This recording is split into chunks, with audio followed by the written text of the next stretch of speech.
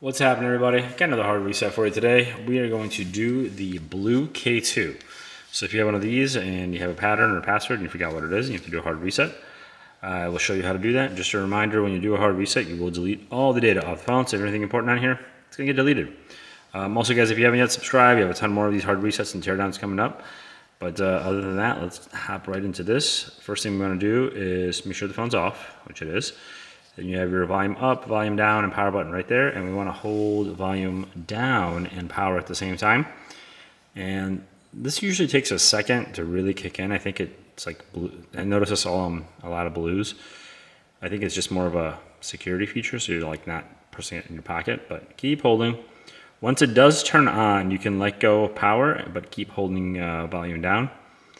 And like I said, it might feel like you're not doing nothing, but it finally kicks in. So there it is.